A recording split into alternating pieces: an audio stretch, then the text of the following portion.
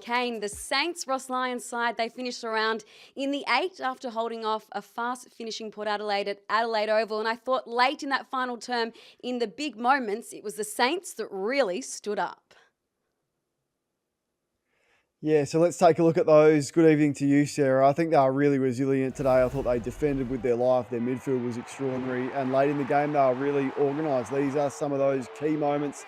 Late, Mitch Georgiades had the Caminiti match-up and looked like he was going to be the match winner.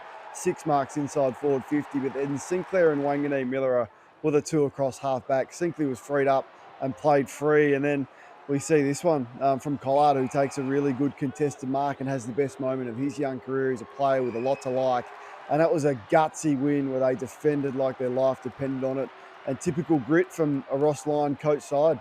So it's 3 wins in a row now. Are you impressed, particularly given that first game against Adelaide when they were absolutely belted?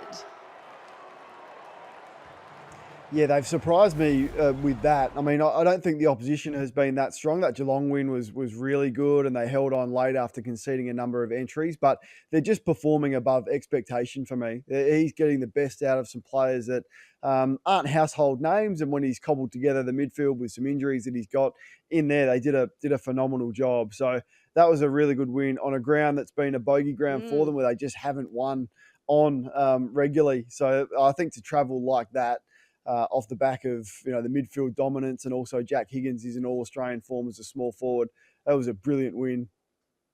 So St Kilda were excellent, Port Adelaide ordinary at times. And Kane, you want to highlight in the second term, just too many wasted opportunities. They were deplorable, to be honest. Like, I was really almost disgusted's too strong, but couldn't believe some of this. Like, that's Zach Butters, who just so many opportunities through the middle of the ground where good teams are going to score 8 out of 10 times, but Port Adelaide continually either overused the footy or made the wrong option, or had a basic skill error like that from Power Pepper, that from Burgoyne. Like, these just have to go through.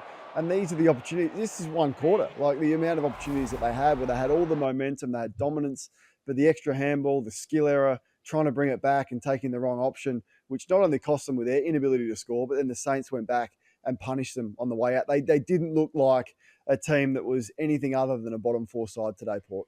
If you are looking for a bright spark, though, I think your boy, Jason Horne-Francis, was just that. The 3 goals from 28 disposals, and it may have come on the back of a bake from the coach.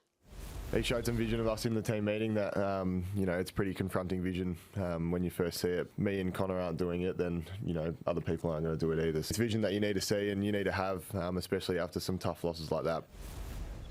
Hey, it certainly worked, Kane. He was fired into action, Jason Horne-Francis.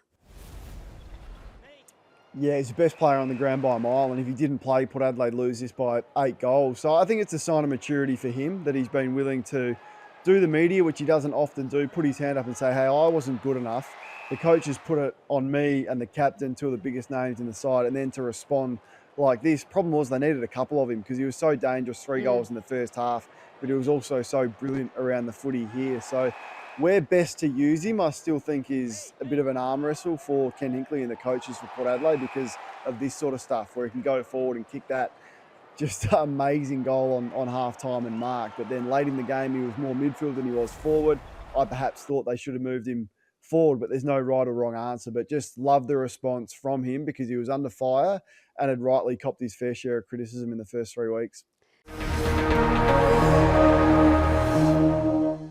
What's gambling really costing you? For free and confidential support, call the number on the screen or visit the website.